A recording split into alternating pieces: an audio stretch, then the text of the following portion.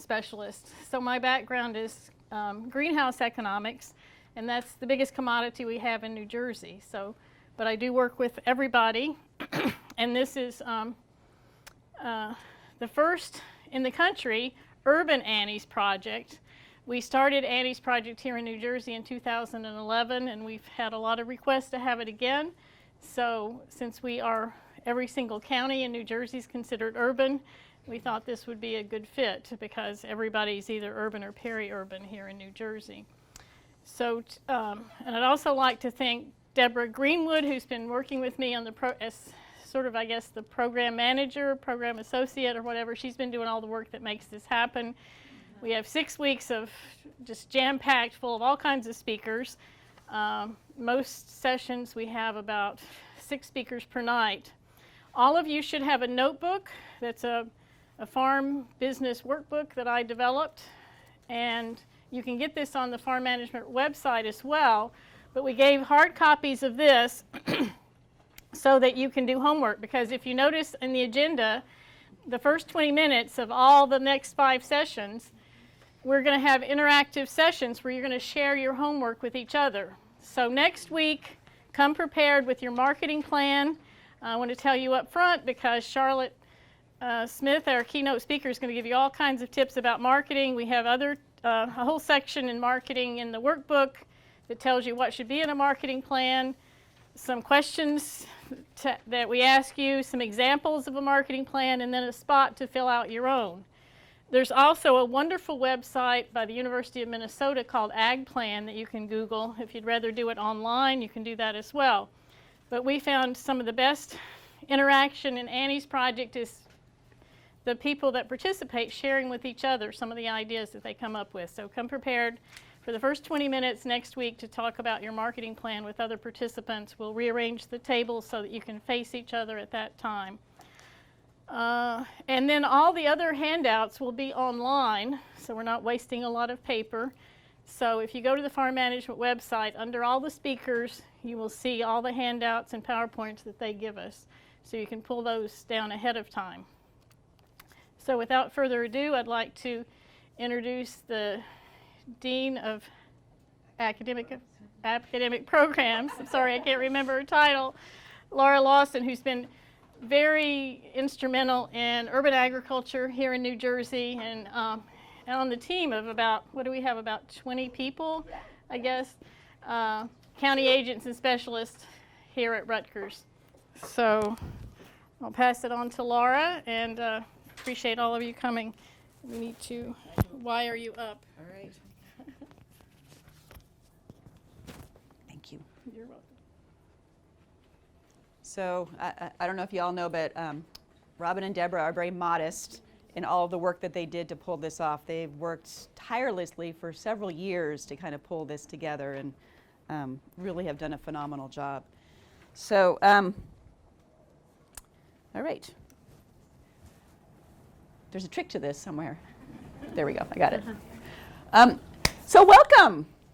My job is the best job, which is just to welcome you guys, but I did feel this need to kind of put some stuff together because I am an academic, and that's what I do. So I want to welcome you. This is pretty exciting to see an audience of primarily women talking about agriculture, and then the folks that I can't see as well, that this idea of place not limiting your access to education, I think, is a really exciting thing, and the fact that you guys are trying to do this in 3 different locations to make this easy for people to participate is the future. So thank you for pulling that together, and thanks for our tech folks doing miracles to make this happen. So as Robin said, I'm very involved in urban agriculture. I'm a landscape architect by training, but my work is mostly related to community open space and urban agriculture, primarily in very urban contexts.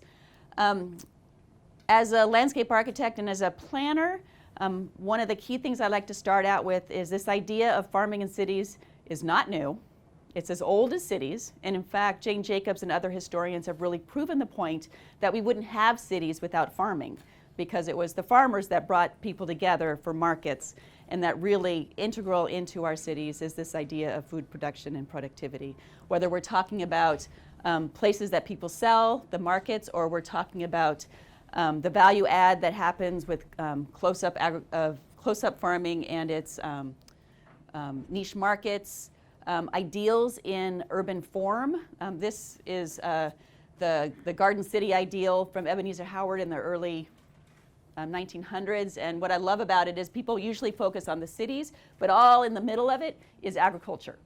And this idea that people needed access to land. Or you can go to Penn and Philadelphia and see again where this idea that we should have agriculture close to our cities for food access and health, it's core to what the city is. The other thing that is not new is that women are in agriculture. Right now, according to the last agricultural census, 36% of women, 36% of U.S. farmers are women. The recent study that has showed that 38% of farms have a female primary producer. And the only reason that we now have that data is because now they're allowing for multiple producers to be included. So prior to that, women weren't necessarily being counted as farmers, but now they have new census data that's really going to start highlighting the fact that there are quite a lot of women involved in primary production and farming. I often like to kind of focus on New Jersey as really like it is the hotspot for urban and urban fringe agriculture, as Robin said. We are the Garden State. We're called that because we were considered to be this barrel of food that was open at one end feeding New York and open at the other end feeding Philadelphia. And we really kind of grew out of that truck farming that brought a lot of immigrants to the state and brought lots of different food diversity and cultural experiences in agriculture. Today, we are the most urban state in the nation, and yet we still have active agriculture. But what that means is that our agriculture is different. We are very much focused on direct marketing. We have smaller farms. We have a lot of farming that's happening on preserved land, and that changes many of the dynamics that you guys will be dealing with as you're trying to figure out your market plans and all of your work. This is just a study that early on when I first came to New Jersey about 10 years ago, trying to understand the state. I had some students go out and just do some studies of various farms or gardens that they knew in the towns that they were from. These are land use plans, and what the main lesson here is brown is city and green is open. And you see, it's hard to see the stars in the middle of each one, but it's everywhere. It's in suburban, urban, it's in post-industrial spaces, it's in preserved farmland, it's in preserved open space. We have a lot of different contexts in which agriculture is happening, and those contexts shape the kind of agriculture that you can do. Because I do urban agriculture, I have had these questions, and you will too, if you haven't already. The perennial question with urban agriculture is, okay, so is it really farming, right? Is it, how much can you really grow on a vacant lot? I say, how big is your vacant lot? How good is your vacant lot? There's lots of questions there that we need to be asking. That urban agriculture is too labor intensive. Well, we're also talking about direct marketing. That changes the labor structure very differently than, say, farming in Iowa. Concerns that it's too public, that people will steal. I'm sorry to say people steal from everything. It doesn't change if you're urban or rural.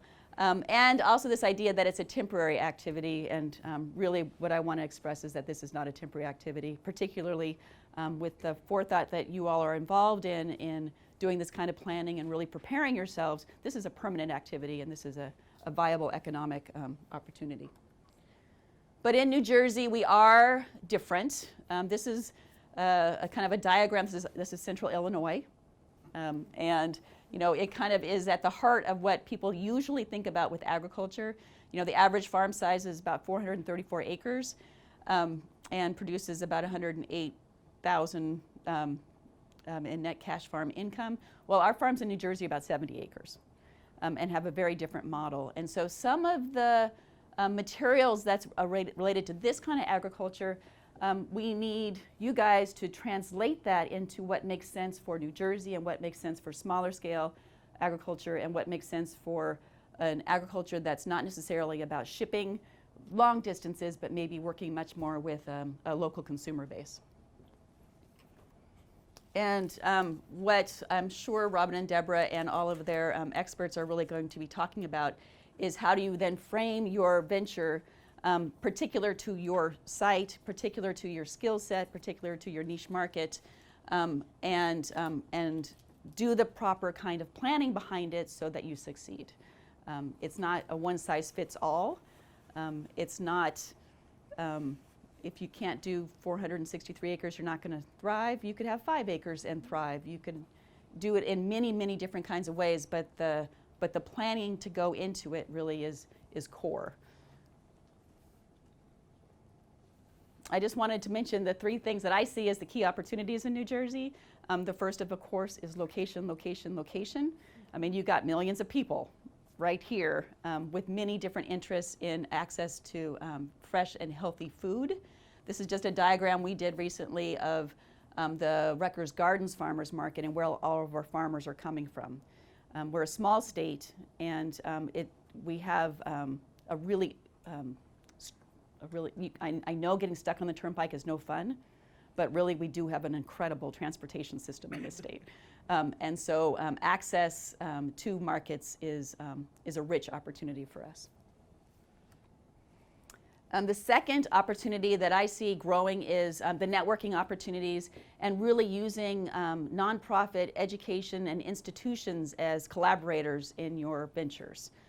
So what we see in New Jersey are opportunities to work with institutions that might have a wellness or health mission and are really seeking farmers to create better access to food in urban areas. Hospitals in particular are very interested in getting involved. This is the Beth Greenhouse at Robert Wood Johnson Barnabas Beth Israel Hospital in Newark. And they have a greenhouse where they're doing education related to nutrition because so many of our health issues are nutrition based. But they can't grow everything in that greenhouse. Really, the greenhouse is a demonstration, but they require farmers to kind of bring more food into that region. We have a lot of interest in nonprofits that are using urban agriculture for community development or for education or for job skills development. And with that are some opportunities, but really where the opportunities are going to be is how do you then grow those experiences into careers. And those careers might involve you guys.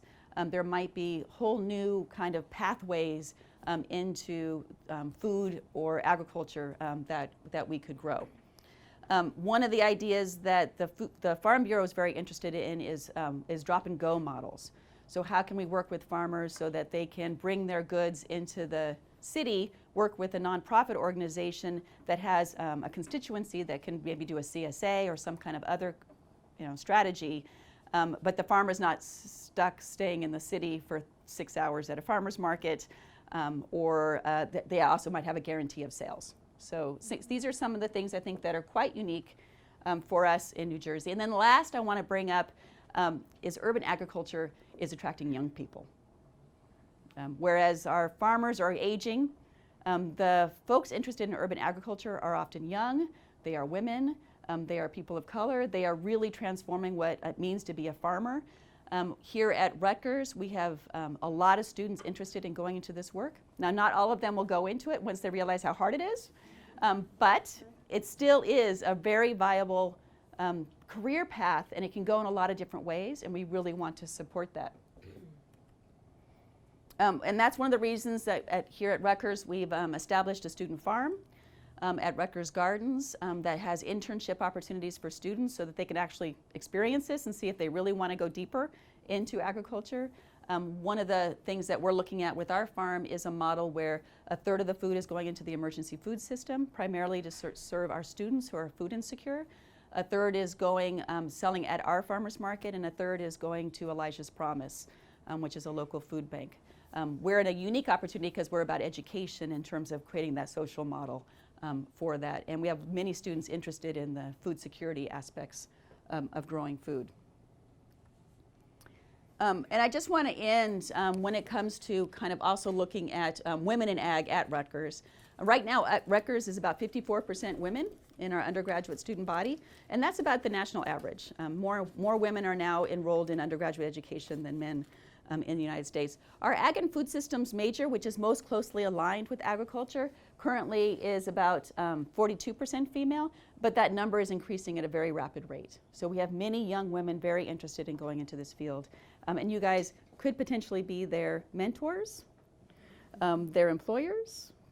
You know, there's many opportunities for us to kind of grow this as a really rich and vibrant career opportunity for our students here at Rutgers. I've been doing this work for about 25 years, and I just got to say that I have met some amazing women doing this work across the country and actually in other countries as well. Full of stories, full of ways that they have combined their lifestyle choices, their location, their family, their avocations and their vocations together to make this work. I will tell you that they are strong women, and that there are lots of really wonderful stories, and I am sure over your time together you guys can share stories with each other, which will make this an even richer experience. So thank you all for being here. This is really exciting to see come to fruition. I wish I could stay to hear your talk later. I'll stay for a little bit in the back, but then I got to go pick up my kids from soccer. So you guys have a great time, and thank you very much. Thank you. That was very interesting.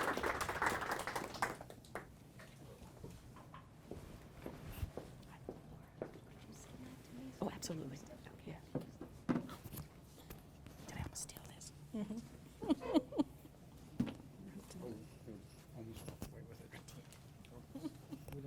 would have heard me like yelling at my kids or something. Oh, thank you. Speaking next. I'm introducing a speaker.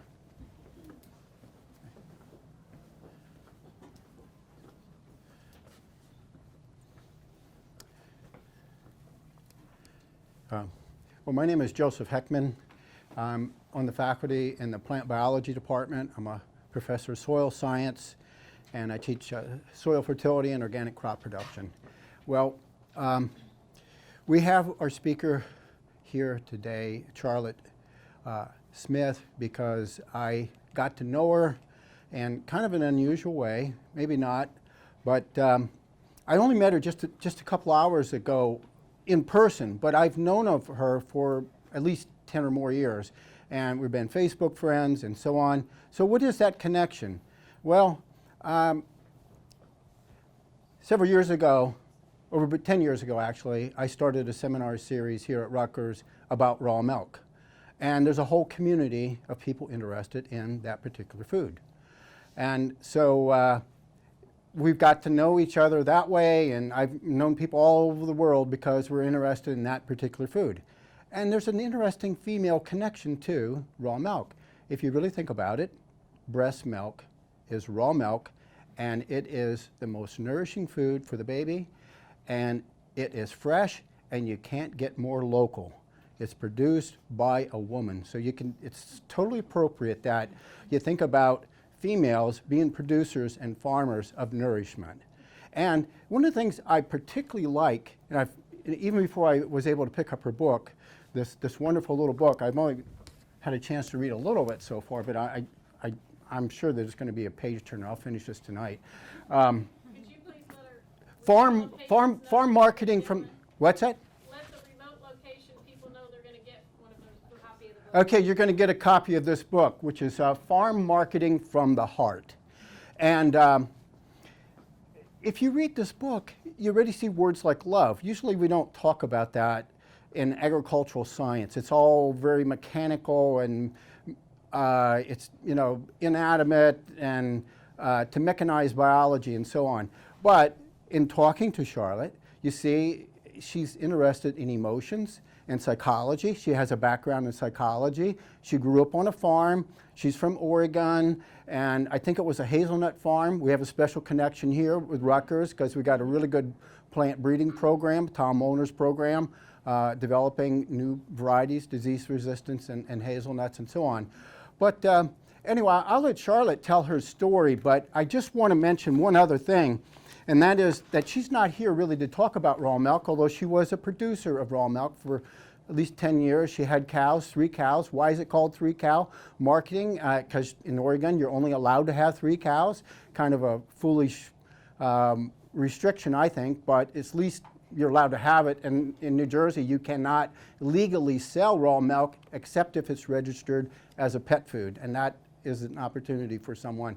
But anyway, I want to mention that if you're interested in the subject of raw milk, I've invited Mark McAfee, and Charlotte knows Mark McAfee very well too, to come back to Rutgers to give a seminar, and he's going to give this talk, 12 Years of Progress Beyond Mother Nature's Inconvenient Truth. That's January 15th. I have some flyers. I just put this together today.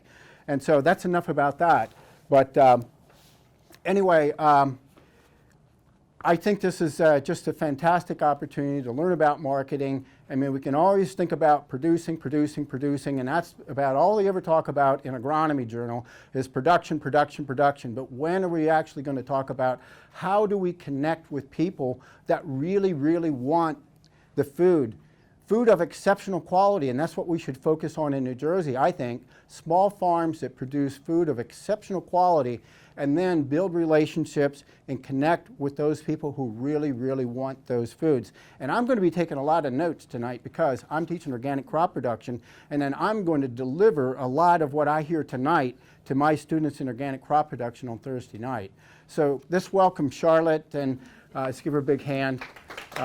She came a long ways to be here. So it's good to you. Oh,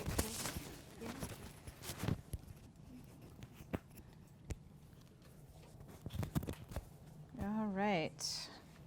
Let me just put it in my pocket.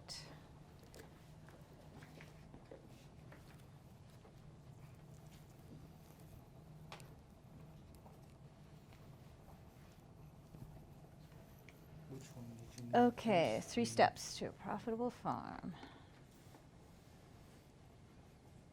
Yep, just start on the.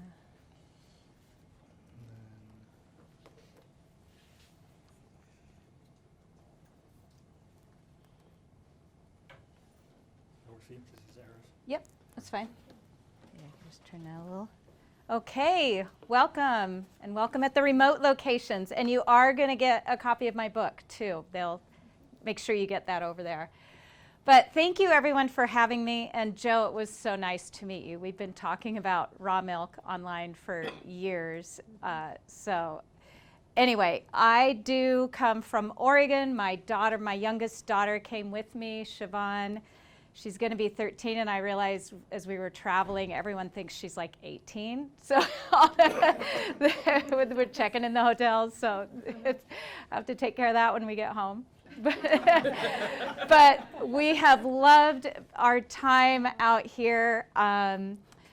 So where my story starts is I did grow up on a farm, but it was a commodity farm. So my dad raised grass seed and wheat and hazelnuts and sugar beet seed.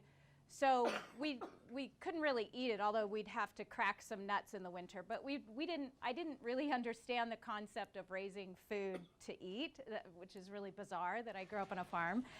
And I worked really hard. As soon as my legs were long enough to reach the pedals, I was on a tractor 8 hours a day. That was about 8 years old.